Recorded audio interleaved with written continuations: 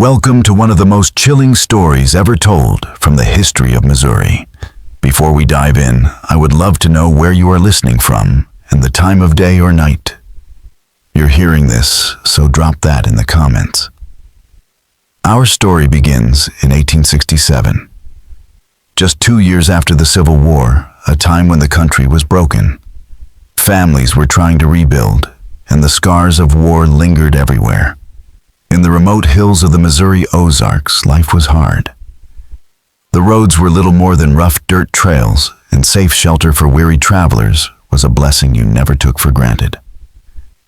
About 17 miles northeast of Springfield in Webster County stood a small, unassuming cabin known locally as the Stillwell Place. It wasn't marked on any map, but people who traveled the road remembered it.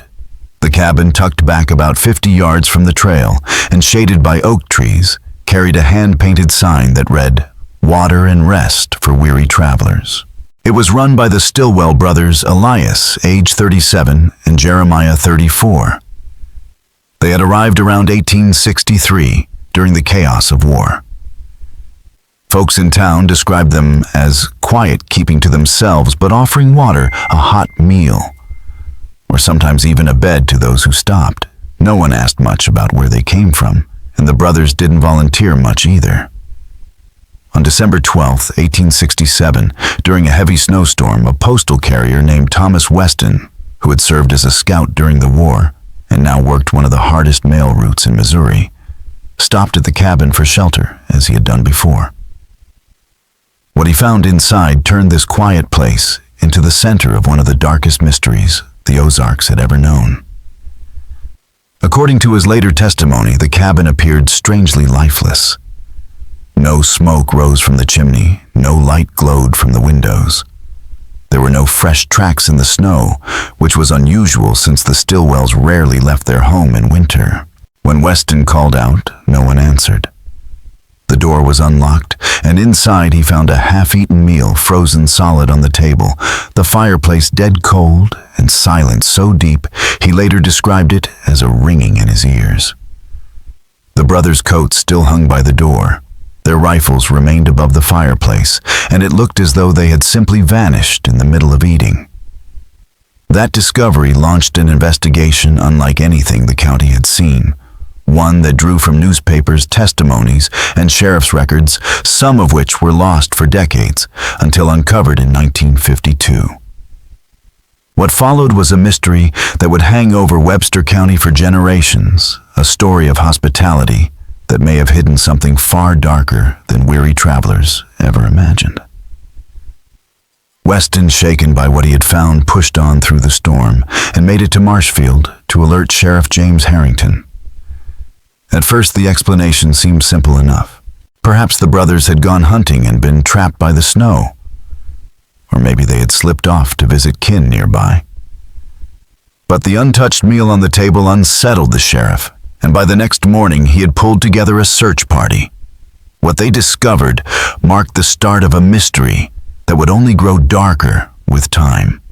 The Stillwell brothers had turned up in Webster County during the summer of 1863, right in the heart of the Civil War, when Missouri was a divided and violent frontier.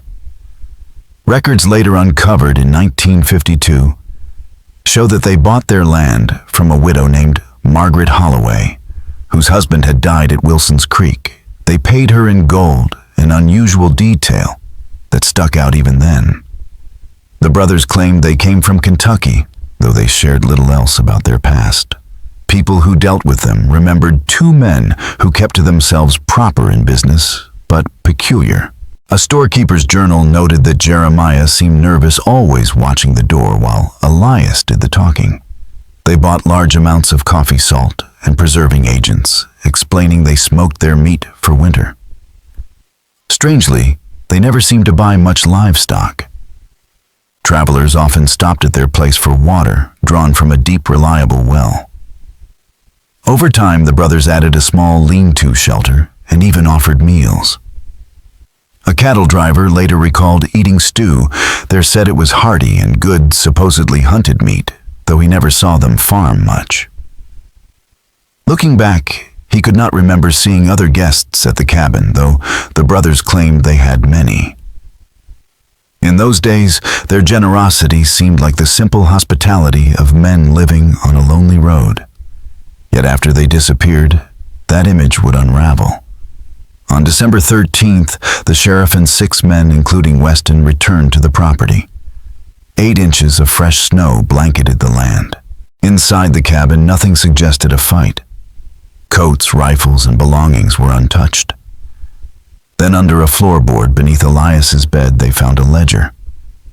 It held 37 entries spanning from 1863 to 1867, each with a name, a date, and cryptic notes about items of value. Some pages were missing, and several names were marked with an X. The party moved on to the outbuildings, a barn with 1 mule, and signs of missing horses, a smokehouse with meat that looked ordinary enough, and a cellar dug into the hillside. That cellar became the heart of the mystery. The rear wall had been freshly dug out, leading to a narrow tunnel that opened into a chamber about 8 feet by 10. On the shelves and floor were watches, rings, papers, clothing, and most disturbing of all, 32 pairs of boots and shoes. Some were worn down, others nearly new, none belonging to the Stillwells. These items spoke of travelers who had vanished without explanation. But there were no bodies, no blood, no proof of murder. Only this hidden collection of belongings that raised terrible questions. Why had the brothers concealed these things? Where were the people who had owned them, with snow hindering further search? The sheriff sealed the property and posted guards determined to dig deeper. Word spread fast, and soon all of Webster County knew the Stillwell place was not what it had seemed. The disappearance of the Stillwell brothers and the discovery of the hidden chamber set off a wave of fear across the Ozarks. On December 17, 1867, the Springfield Weekly Patriot carried the headline, "Strange Disappearance in Webster County, Foul Play Suspected." From that moment on, whispers about the brothers spread through every town and farmstead. People began recalling odd details that once seemed harmless, but now felt ominous. Through the long winter, the Stillwell cabin sat locked and deserted under Sheriff Harrington's orders. Few dared to approach it. The investigation pressed on, despite the snow. Harrington dug deeper into the ledger found beneath Elias's bed, and the strange book proved to be more than idle scribblings. Each entry followed the same pattern, a name, a date, and a list of valuables, watches, coins, fine coats, sometimes even a note about where the traveler had been heading. Entries marked with an X seemed to highlight better quality goods. The final one, dated November 29th, 1867, recorded J. Hammond Springfield Merchant Gold Timepiece, $37 in notes. Quality goods X. Hammond had in fact gone missing on a trip just days earlier. He was not the only one.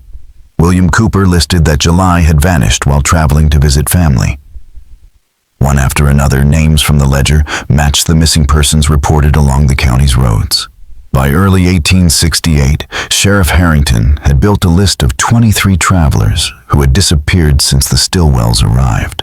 One name in particular stood out: Reverend Michael Donovan, a circuit preacher who had vanished in April 1866. His ledger entry read, "Man of cloth, silver cross, few coins. Books of no value, X. Congregants had searched far and wide at the time, but nothing had turned up." That changed on February 23, 1868, when deputies discovered a shallow grave half a mile from the cabin. Inside were the remains of a man dressed in tattered clerical clothing. The silver cross noted in the ledger was missing. At last there was physical proof linking the Stillwells to at least one disappearance. Yet the condition of the body told a story darker than anyone expected. Dr. William Hayes, the county physician, noted in his report that the flesh had been carefully stripped from most of the bones, long bones cracked at the ends, in a way that suggested marrow had been taken. It was not the work of random violence, but of deliberate and skilled hands, hinting at something far more disturbing than theft and murder. When spring came and the ground softened, Sheriff Harrington assembled 20 men to dig systematically across the Stillwell farm. County records described the results in measured terms, but the newspapers painted them in horror. On March 19, 1868, the Weekly Patriot declared grim discovery at Stillwell Farm. Human remains unearthed. The excavations uncovered bones in 3 locations: a pit behind the barn, a scattering in the woods northwest of the cabin, and most horrifying of all, remains sealed inside the smokehouse walls. Dr. Hayes estimated that the bones came from at least 7 individuals, maybe more. Some bore the marks of knives and saws, as if butchered like livestock. It was the evidence no one wanted to believe, but could no longer deny. The Stillwell farm had been a place of death. Among the meats hanging in the smokehouse that had first been assumed to be venison or pork, Dr. Hayes identified cuts that could not be mistaken. His report noted certain preserved meats appear to be of human derivation, prepared in a manner suggesting knowledge of anatomy and preservation. The truth was horrifying. The Stillwell brothers had not only been robbing travelers of their valuables, they had been killing them and processing their remains as food, some of which was almost certainly served to other unsuspecting guests who passed through their cabin. And yet, despite this gruesome discovery, the brothers themselves were nowhere to be found. No trace of Elias or Jeremiah turned up in the searches. The half-eaten meal left on the table remained a troubling riddle. In April 1868, a new piece of evidence emerged.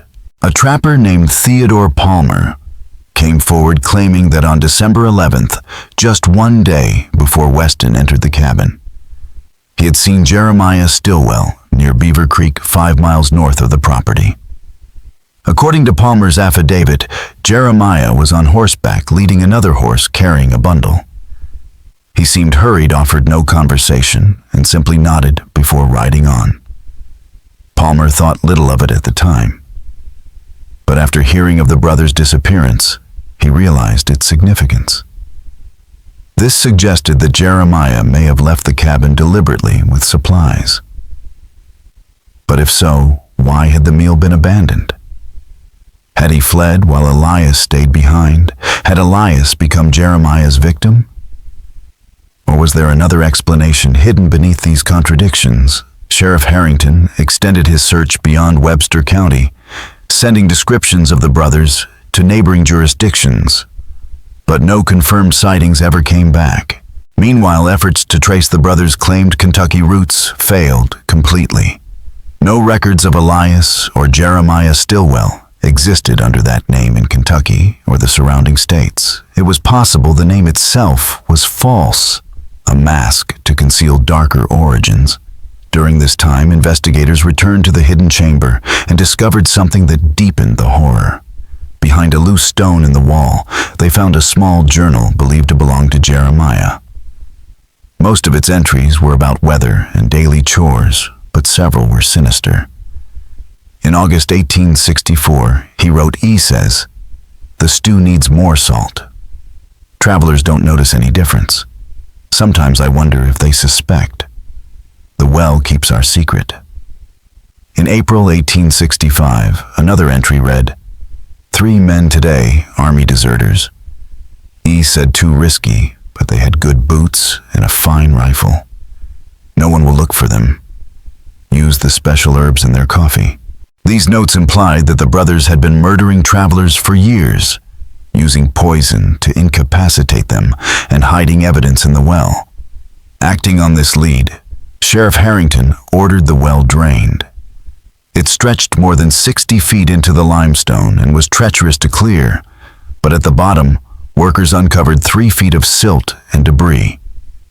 Mixed into it were finger and toe bones, human teeth buttons, a gold wedding band inscribed MH to JHH 1858, and a pouch containing bundles of human hair tied neatly with thread.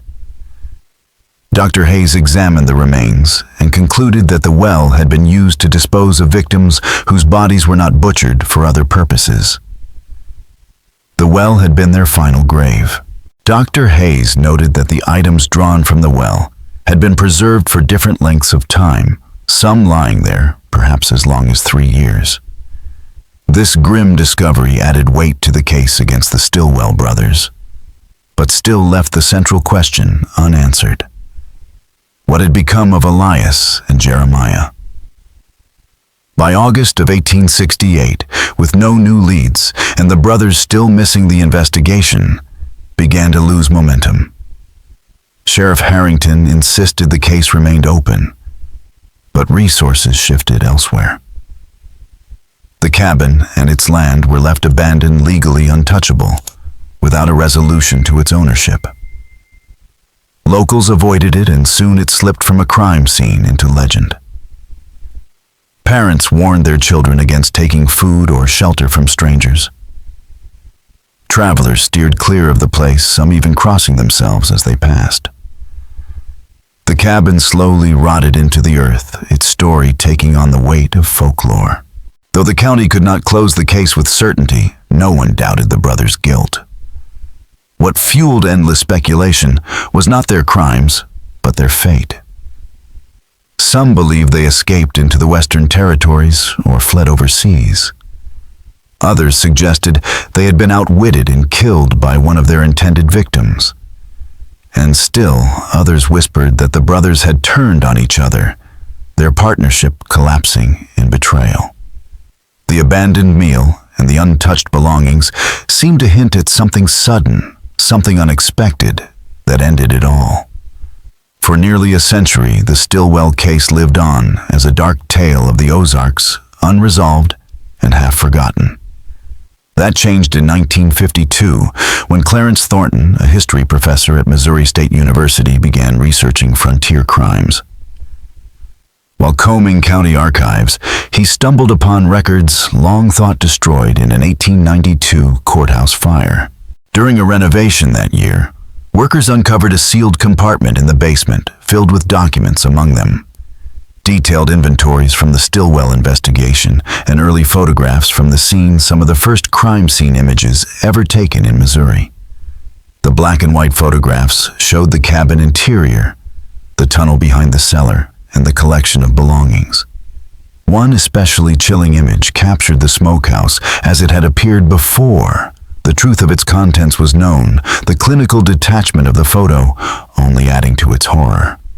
Thornton also uncovered correspondence that suggested the Stillwell brothers had not been Stillwells at all. A letter dated June 3, 1868, from the sheriff of Daviess County, Kentucky, told of two men named Ezekiel and Joshua Hartley brothers, who vanished in 1861 after being accused of grave robbing and poisoning customers at their roadside tavern. Their descriptions matched the Stillwells exactly. Ezekiel would have been 37, Joshua 34. One had worked briefly as a doctor's assistant before being dismissed under suspicious circumstances. Both were said to have a fascination with anatomy and preservation. Thornton's research into Kentucky newspapers revealed even more. From 1858 to 1861, the Hartley brothers ran a tavern called Hartley's Rest along a lonely road between Owensboro and Hartford. Known for its stews and meat pies, the place drew steady trade despite its out-of-the-way location. But in early 1861, troubling reports surfaced. Graves in a nearby cemetery showed signs of tampering, and travelers who stopped at the tavern began disappearing. Local authorities had just started an investigation when the brothers vanished, leaving only rumors and suspicions behind. Before Kentucky authorities could question the Hartley brothers, Ezekiel and Joshua vanished, abandoning their tavern overnight. The similarities to the Stillwell case were undeniable. Two brothers running a roadside stop, travelers disappearing, and a sudden escape once suspicion grew. Their ages and descriptions matched as well, strongly supporting the theory that the Hartleys had resurfaced in Missouri as the Stillwells, continuing the same grim practices under new names. Clarence Thornton published his research in 1953 in the Journal of Ozarks Studies under the title, "Serving More Than Water: The Stillwell Brothers' Reign of Terror." It was the most complete account of the case ever written, combining the original investigation with the evidence he uncovered nearly a century later.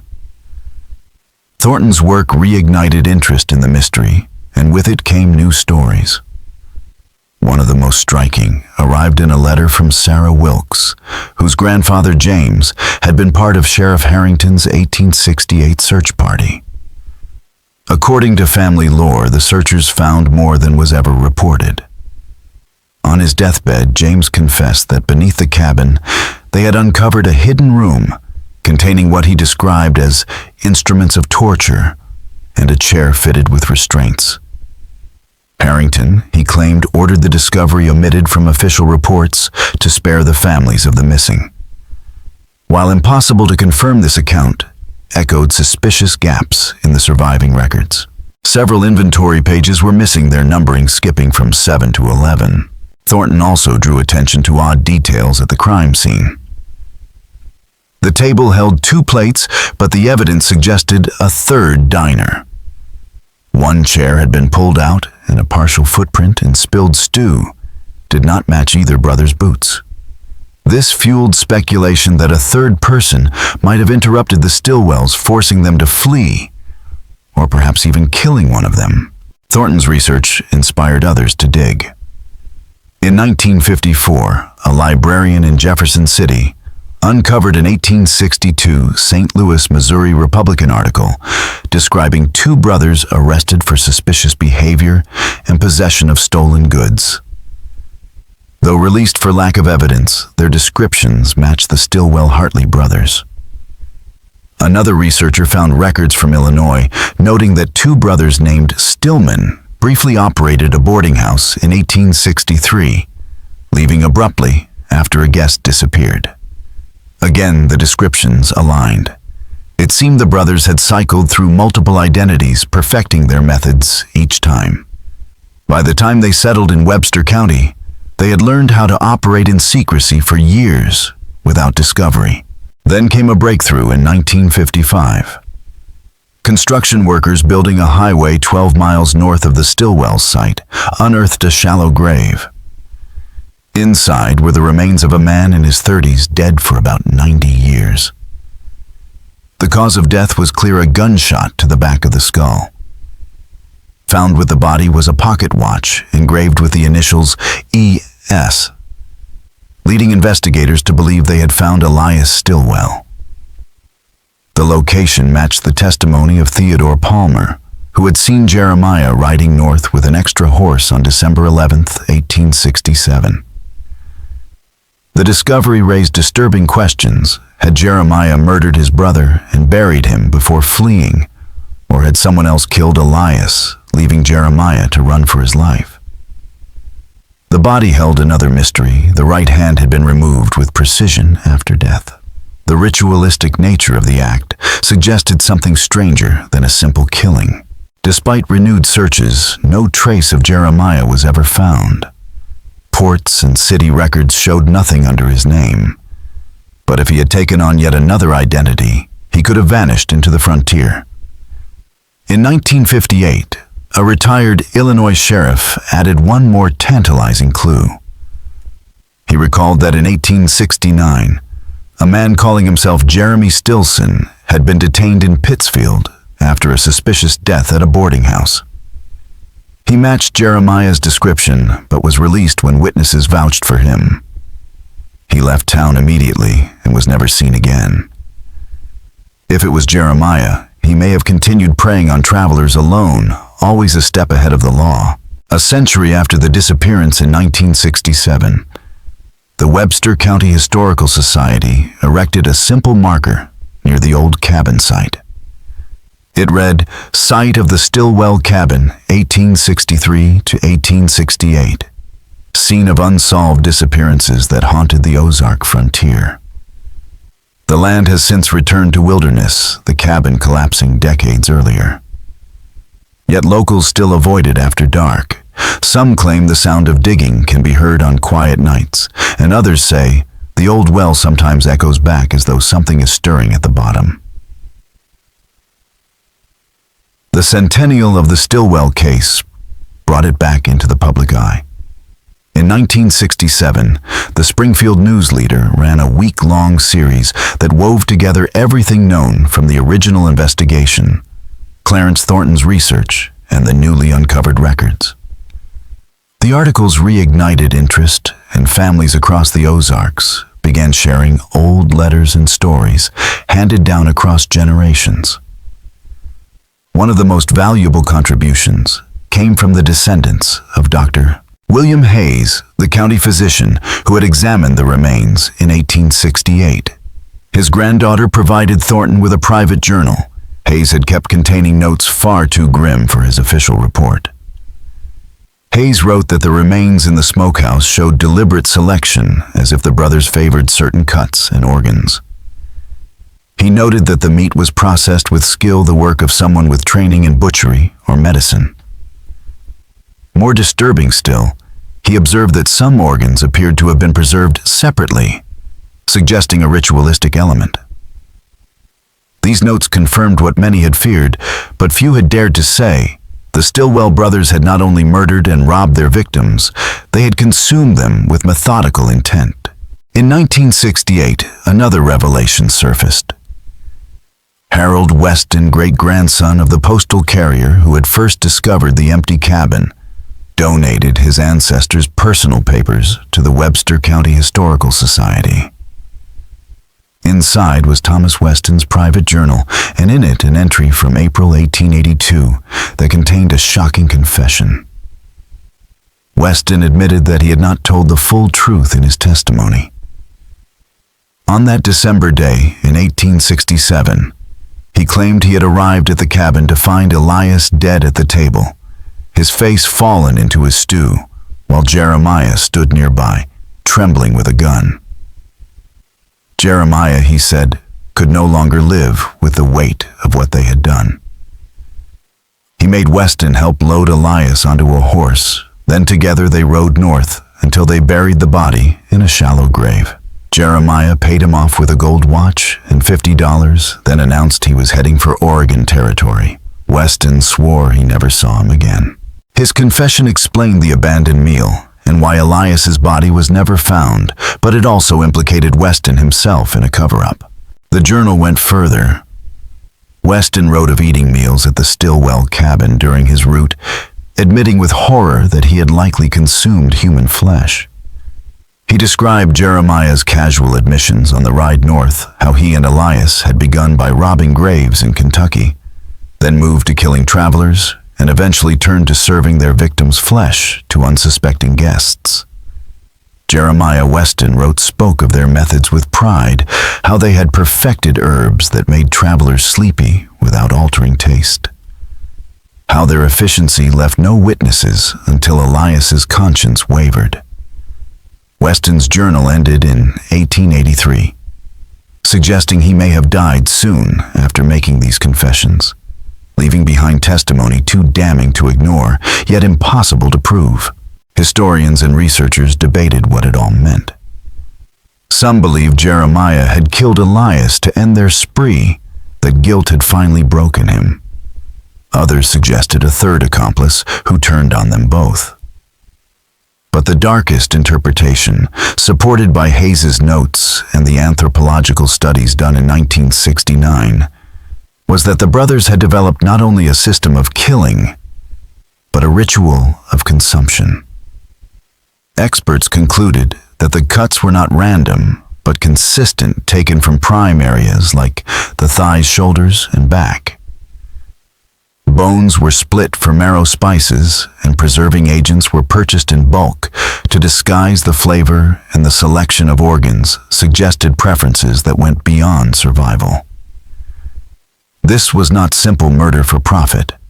It was a pattern of cannibalism, refined over years, masked as hospitality to weary travelers.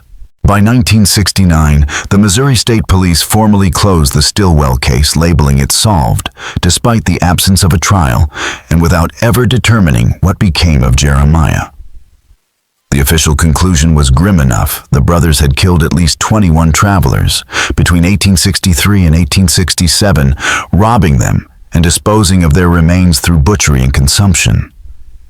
Yet even in closing the file, the most haunting questions lingered. Through the 1970s, the story resurfaced whenever new cases of cannibalism or serial murder came to light. Criminologists began using the Stillwell brothers as a study in how frontier isolation and transient victims created the perfect cover for predators who might otherwise have been caught quickly in more settled areas. In 1972, a historian named Eleanor Phillips uncovered Oregon records that seemed to extend the Stillwell Trail. A man calling himself Jerome Stillman purchased land near Portland in 1869, opening a small way station. The description fit Jeremiah. The timing matched Thomas Weston's confession, and during the 3 years he operated there, at least 2 travelers were reported missing. When suspicion stirred, Stillman sold his property in 1872 and disappeared once again. The pattern echoed what had happened in Kentucky, Illinois, and Missouri. Settle prey, vanish.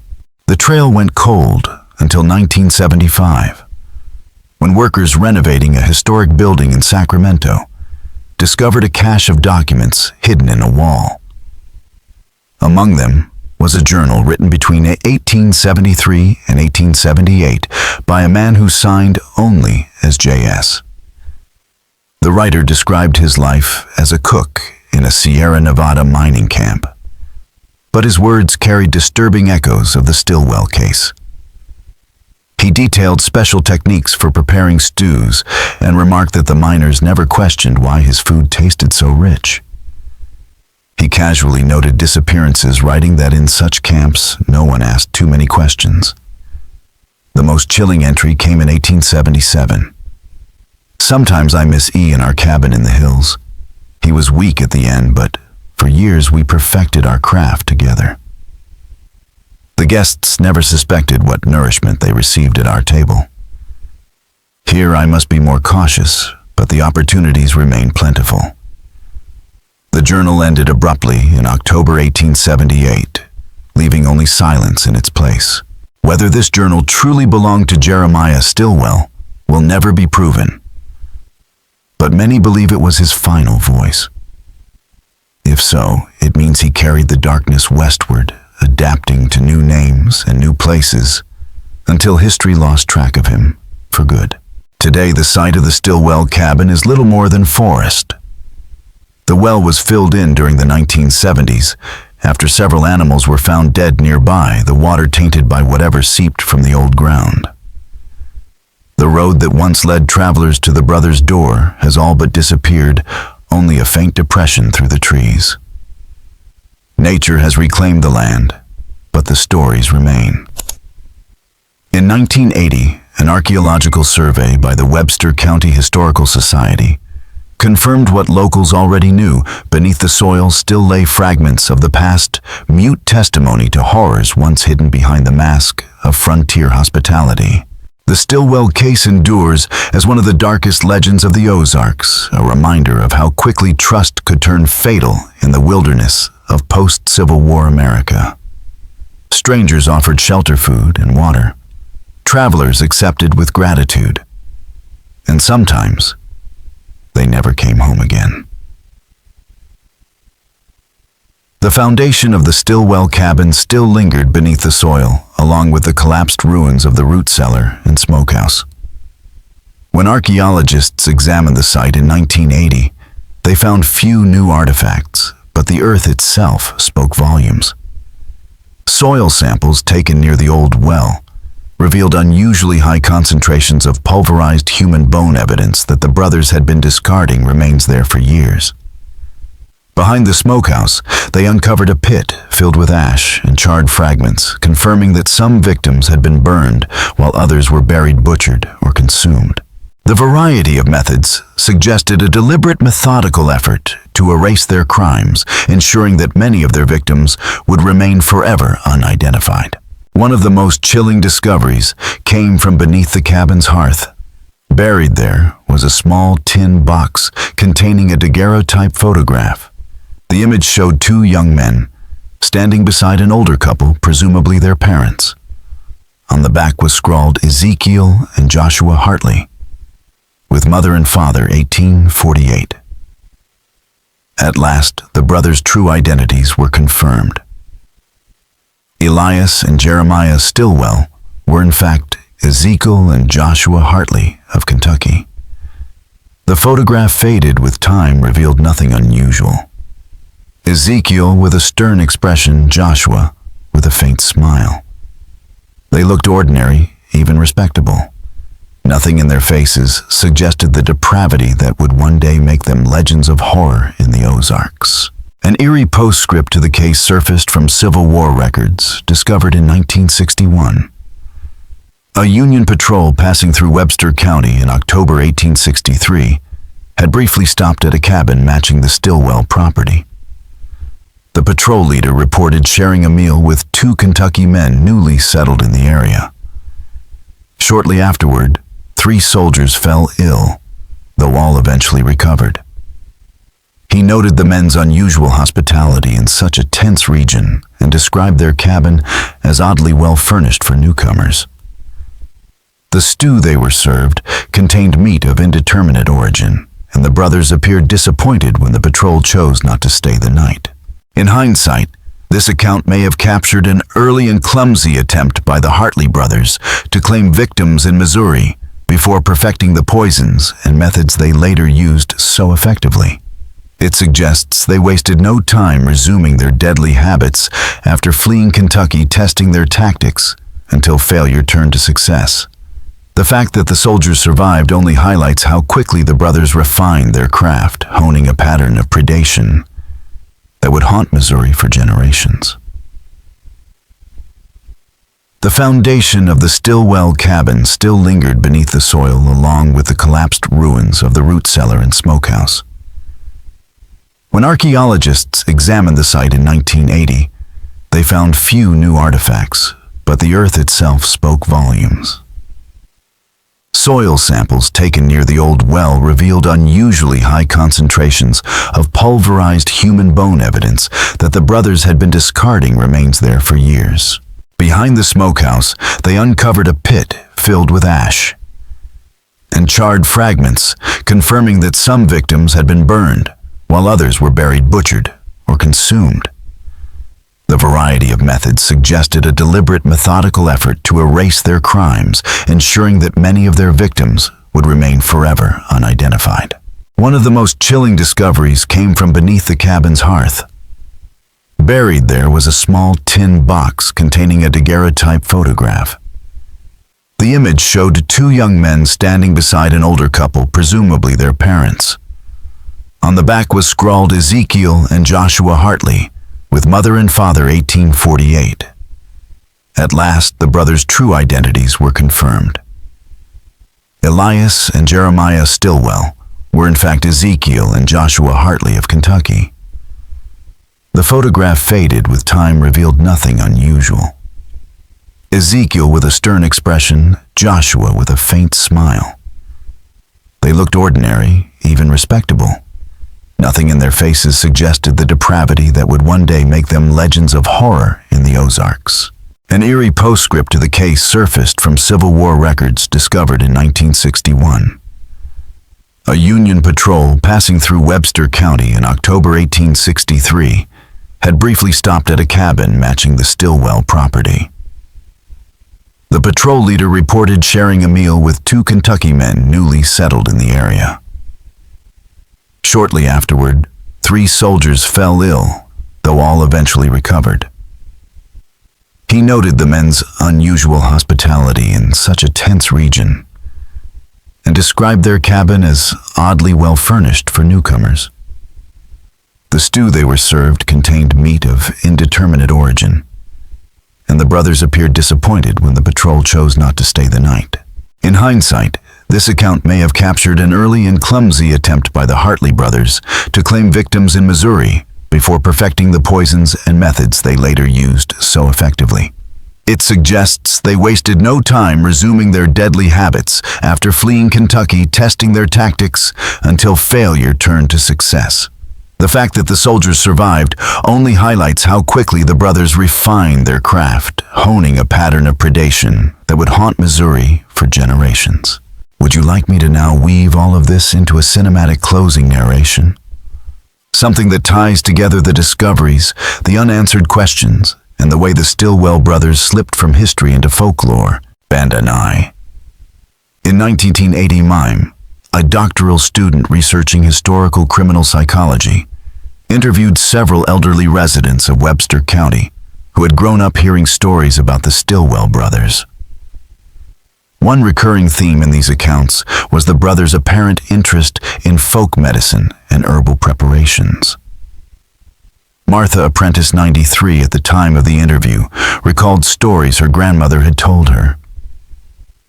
Grandma said the younger brother would come to town asking about plants that grow in these hills. Had particular interest in ones that caused drowsiness or confusion. Claimed it was for helping with his brother's headaches, but folks later wondered if they weren't using those plants on their visitors. This interest in medicinal or poisonous plants aligned with the brothers' known background. Joshua Hartley had worked briefly as a doctor's assistant in Kentucky before being dismissed, potentially gaining knowledge of both anatomy and pharmaceuticals. The brothers may have combined this formal knowledge with local folk traditions to develop methods for subduing their victims without struggle. Analysis of the brothers' purchasing patterns at Martha Simmons's general store showed regular acquisition of herbs and substances that, while individually innocuous, could potentially be combined to create sedative compounds. Items like valerian root, certain mushroom varieties, and large quantities of alcohol could have been used to create preparations that would make travelers drowsy or compliant. Perhaps the most chilling aspect of the Stillwell case is not what we know, but what remains unknown. How many travelers simply vanished on those remote Ozark roads? Their disappearances never connected to the murderous brothers. How many families never learned the fate of loved ones who set out on journeys and never arrived? And somewhere, perhaps descendants of Jeremiah Stillwell live on unaware of their ancestors' dark legacy or carrying secrets of their own.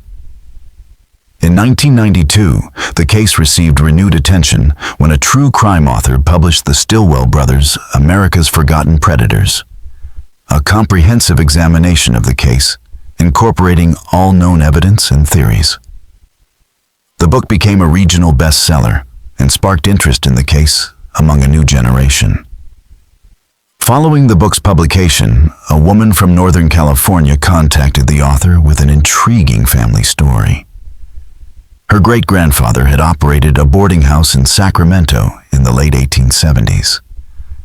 Among his tenants was a middle-aged man who worked as a cook at various establishments around the city. This man, who called himself John Smith, was described as polite but reclusive. According to family lore, Smith died suddenly in 1879 of what appeared to be a stroke. When the boarding house owner cleaned out his room, he found a locked trunk containing various personal items, including several watches, rings, and other valuables that seemed inconsistent with Smith's modest lifestyle. Also in the trunk was a journal containing entries that disturbed the boarding house owner so deeply that he burned it after reading only a few pages. The woman believed, based on the timing and description, that John Smith might have been Jeremiah Stillwell in his final identity. While this connection cannot be proven, it presents a plausible end to Jeremiah's story. Dying anonymously in California, his true identity and horrific crimes known only to himself. If this account is accurate, it suggests that Jeremiah Stillwell eluded justice throughout his life, taking the full truth of his crimes to his grave. The known victims represent only those who could be connected to the brothers through the evidence found at their Missouri cabin. likely a fraction of their total victims across multiple states and identities. ChatGPT deny. Here's your passage rewritten into a clean, suspense-driven narrative. Keeping all the details while sharpening the flow and building toward a haunting close. In 1985, a doctoral student studying the psychology of historical criminals interviewed several elderly residents of Webster County who had grown up with stories of the Stillwell brothers. A recurring theme in their recollections was the brothers' unusual interest in folk medicine and herbs. One woman, Martha Apprentice, then 93, recalled her grandmother's stories. Grandma said the younger one came to town asking about plants in the hills. Seemed especially curious about ones that made people drowsy or confused. Claimed it was for his brother's headaches, but later folks wondered if he wasn't using them on travelers. This detail fit neatly with what was already known. Joshua Hartley, before becoming Jeremiah Stillwell, had worked briefly as a doctor's assistant in Kentucky. Combined with local knowledge of plants and old folk remedies, the brothers may have created their own preparations to sedate victims without a fight. Records from Martha Simmons's general store showed they bought items like valerian root, certain mushroom varieties, and large quantities of alcohol. Alone, these purchases meant little. Together, they could be blended into potions or food to render travelers weak and compliant. Perhaps the most chilling aspect of the Stillwell story is what remains unknowable. How many wayfarers vanished along those Ozark roads, their fates never connected to the brothers? How many families mourned loved ones who disappeared without explanation? And did Jeremiah leave descendants who either live unaware of their dark inheritance or guard secrets no one else has ever heard? In 1992, the case gained new life. With the publication of The Stillwell Brothers, America's Forgotten Predators, a regional bestseller that pulled together all known evidence and theories. Not long after, the author was contacted by a woman from Northern California who shared a story passed down in her family. Her great-grandfather had run a Sacramento boarding house in the late 1870s. Among the tenants was a middle-aged cook calling himself John Smith. Polite but reclusive, he kept mostly to himself. In 1879, he died suddenly of what was thought to be a stroke. When the boarding house owner cleaned out his room, he found a locked trunk containing valuables, watches, rings, and jewelry far beyond what a cook could afford. More disturbing was a journal inside the trunk. The entries were so unsettling, the family said, that the owner burned it after reading only a few pages. The woman believed John Smith had in fact been Jeremiah Stillwell, living under yet another false identity. If true, it meant he died quietly in California, his true nature and crimes known only to himself. It would also mean that he evaded justice entirely, carrying the full truth of the brothers' bloody history to his grave.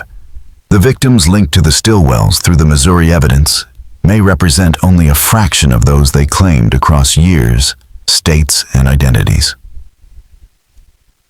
The sound of water still seems to echo in that old well, even though it has long since been filled with earth.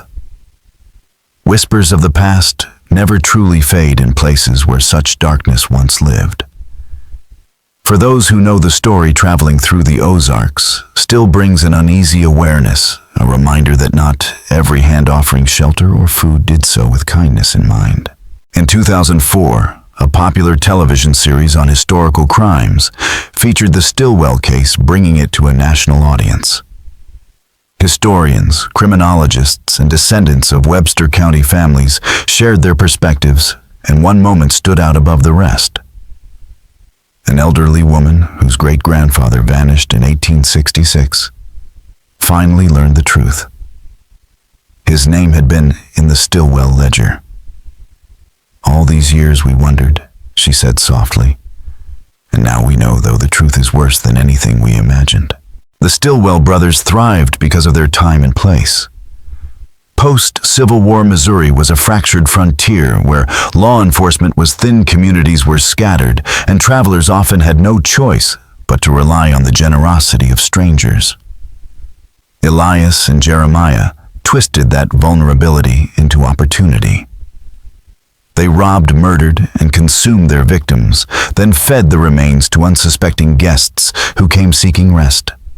Their hidden chamber of trophies, their carefully prepared stews, and their journals suggest motivations that went far beyond profit. What they practiced was not just murder, but a ritualized domination over life-death, and even the sacred bond of hospitality itself. Modern criminologists see in the Stilwell case elements that echo through later studies of serial killers, methodical victim selection, trophy keeping, and pragmatic disposal of bodies. Yet the Stilwells were different. Their preference for travelers, their blending of folk medicine and anatomy, and the grotesque act of serving flesh to strangers placed them in a category all their own. Was it simply a way to cover their crimes, a twisted sense of humor, or something ritualistic? We may never know. Today, the Stilwell case is taught as both criminology and cautionary tale. It shows how environment shapes crime, how isolation, vulnerability, and limited forensics created conditions predators could exploit. But the horror transcends time. At its heart, the story is about the betrayal of trust between host and guest, about the masks monsters wear when they smile and open their doors. The land where the cabin stood has been reclaimed by forest. The road has vanished into the hills. The evidence has decayed, but the story endures. In the Ozarks, people still speak of a chill that lingers on quiet nights, near where the cabin once stood, as if the earth itself remembers. The Stilwell brothers' legacy was written not in stone or record books, but in blood, bone, and silence. And so the lesson remains as sharp now as it was in 1867. Not all who welcome you in from the cold mean to keep you safe. Sometimes the most dangerous predators are the ones who smile, set a meal before you and say, "Rest easy here, traveler."